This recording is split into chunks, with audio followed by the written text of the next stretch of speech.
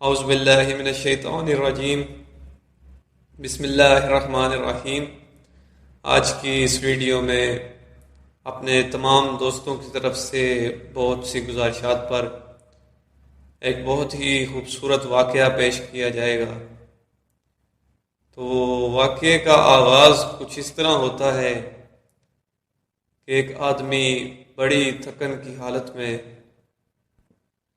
اور بھوک کی حالت میں چل رہا ہے، اور چلتے چلتے بھوک جو ہے کچھ شدت پکڑ جاتی ہے، تو وہ لوگوں سے کہتا ہے کہ کچھ کھانے کے لیے انہیں مل جائے، لیکن لوگوں سے جب کچھ نہیں ملتا تو وہ چلتے چلتے آگے جا رہے ہیں کہ ایک باغ پر نظر پڑتی ہے، سیب کا درخت لگا ہوا ہے۔ وہ اس درخت سے، کیونکہ بھوک کی شدت تھی، ایک درخت سے سیب اتار کر کھا لیتے ہیں۔ کھانے کے بعد جب حالات کچھ بہتر ہوتے ہیں تو انہیں اچانک سوچ آتی ہے کہ انہوں نے اس کے مالک سے تو پوچھا ہی نہیں جس کا یہ باغ ہے، اور بغیر پوچھے ہی سیب کھا لیا۔ تو اللہ کے خوف سے کہ آخرت میں اس بات کی ان سے پوچھ نہ ہو جائے، وہ لوگوں سے پوچھتے ہیں کہ یہ باغ کس کا ہے۔ لوگ بتاتے ہیں کہ فلاں شخص ہے اور فلاں جگہ پر رہتا ہے۔ وہ اس کے گھر کے باہر چلے جاتے ہیں، اس سے ملتے ہیں اور اسے سارا واقعہ بتاتے ہیں کہ ایسے انہیں بھوک کی شدت تھی اور مجبوراً انہوں نے اس کے باغ سے ایک سیب کھا لیا، تو اس کی معافی کے لیے وہ وہاں پر اس کے پاس حاضر ہوئے ہیں۔ تو وہ شخص جواب میں کہتا ہے کہ میں تمہیں ہرگز معاف نہیں کروں گا۔ یہ دوبارہ کہتے ہیں کہ بھوک کی شدت تھی، آپ معاف کر دیجئے۔ کہتا ہے نہیں، بلکہ میں آخرت میں تم سے حساب لوں گا۔ وہ کہتے ہیں ایک سیب ہی تو تھا، آپ معاف کیوں نہیں کرتے؟ تو وہ شخص چلا جاتا ہے۔ یہ وہیں بیٹھے رہتے ہیں اس خوف سے کہ اس نے معاف نہ کیا تو آخرت میں اللہ مجھ سے پوچھے گا۔ بیٹھے رہتے ہیں اور ذہن میں سوچتے ہیں کہ چاہے اس کے لیے کچھ بھی کرنا پڑے، مزدوری کرنی پڑے، اس کے پاس کام کرنا پڑے، تو میں کروں گا، معافی لیے بغیر نہیں جاؤں گا۔ کچھ دیر کے بعد جب اس شخص سے دوبارہ ملاقات ہوتی ہے تو دوبارہ گزارش کرتے ہیں کہ آپ مجھ سے کام کروانا چاہتے ہیں تو کوئی کام کروا لیجئے، میں مزدور کے طور پر آپ کے پاس کام کروں گا، تو جب آپ کی تسلی ہو جائے تو آپ مجھے معاف کر دیجئے گا اور میں چلا جاؤں گا۔ وہ جواب میں کہتا ہے کہ کوئی کام نہیں، بس ایک شرط ہے۔ وہ کہتے ہیں فرمائیے۔ کہتا ہے کہ تمہیں میری بیٹی سے شادی کرنی ہوگی۔ اس پر وہ قدرے خوش ہوتے ہیں کہ جہاں یہ مزدوری اور کام کرنے کا سوچ رہے تھے تب جا کے انہیں معافی ملے گی، تو اس سے تو قدرے بہتر ہی ہے۔ تو کہتے ہیں کہ ٹھیک ہے میں کر لوں۔ کہتے ہیں نہیں، لیکن ایک مسئلہ ہے۔ وہ کہتے ہیں مسئلہ کیا ہے؟ وہ کہتے ہیں کہ میری بیٹی جو ہے وہ گنگی بھی ہے، بہری بھی ہے، اندھی بھی ہے، معذور ہے۔ تو اس پر وہ پریشان ہو کر کہتے ہیں کیا؟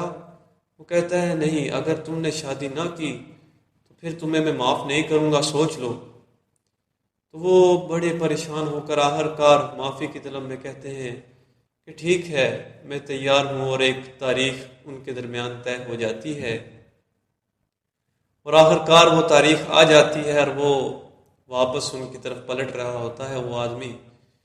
تو پاؤں کو گھسیٹتے بڑے پریشانی کی عالم میں، کیونکہ وہ سوچ رہے ہوتے ہیں کہ اب انہیں ساری زندگی ایک ایسی عورت کے ساتھ رہنا ہے جس کا انہیں خیال رکھنا پڑے گا، ساری ہی زندگی ان کی ذمہ داری بن کے رہ جائے گی۔ اسی پریشانی کے عالم میں وہ وہاں پر پہنچ جاتے ہیں، سارے معاملات ہوتے ہیں۔ بعد میں جب وہ اندر جاتے ہیں اس لڑکی کو دیکھتے ہیں تو وہ حیران و پریشان رہ جاتے ہیں، دنگ رہ جاتے ہیں کہ بڑی ایک خوبصورت لڑکی ان کے سامنے کھڑی ہے۔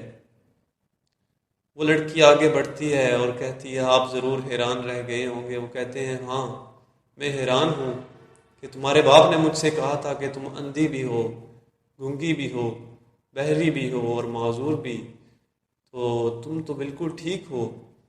وہ کہتی ہے کہ میرا باپ بڑے عرصے سے میرے رشتے کی تلاش میں تھا، اور تو جب آپ ہمارے گھر تشریف لائے اور آپ نے ایک سیب کے لیے معافی مانگی تو میرا باپ سمجھ گیا کہ آپ سے بہتر لڑکا میرے لیے کوئی نہیں ہو سکتا، لہٰذا اس نے یہ شرط رکھی آپ کو آزمانے کے لیے۔ تو وہ کہنے لگی لیکن میں گنگی ضرور ہوں، گنگی ایسے ہوں کہ آج تک میں نے کوئی حرام لفظ، کوئی حرام الفاظ اپنی زبان سے نہیں نکالے جنہیں اللہ نے منع کیا ہو، اور میں بحری بھی ضرور ہوں، کیونکہ آج تک میں نے کوئی ایسی چیز نہیں سنی، ایسے الفاظ، کوئی ایسی چیز نہیں سنی جسے اللہ نے حرام قرار دیا ہو۔ اور ہاں، میں اندھی بھی ضرور ہوں، کیونکہ آج تک میں نے کوئی ایسی چیز نہیں دیکھی جسے اللہ نے حرام قرار دیا ہو، اور ضرور میں معذور بھی ہوں، وہ ایسے کہ آج تک میں کسی غلط کام کی طرف چل کے نہیں گئی، کسی ایسے غلط کام کا ارادہ کر کے اس کی طرف نہیں بڑھی جسے اللہ نے حرام قرار دیا ہو۔ سبحان اللہ، اللہ کیسے کیسے لوگوں کو ملا دیتا ہے۔ تو جب والدین اتنے تقوی والے، اللہ سے ڈرنے والے اور اتنے نیک ہوں تو اولاد بھی اکثر نیک ہی، بے شک بلکہ نیک ہی ہوا کرتی ہے۔ تو سوال ذہن میں آتا ہے، یہ کن کا قصہ ہے، کن کے بارے میں یہ قصہ سنایا گیا ہے، یہ عورت یہ مرد کون ہیں؟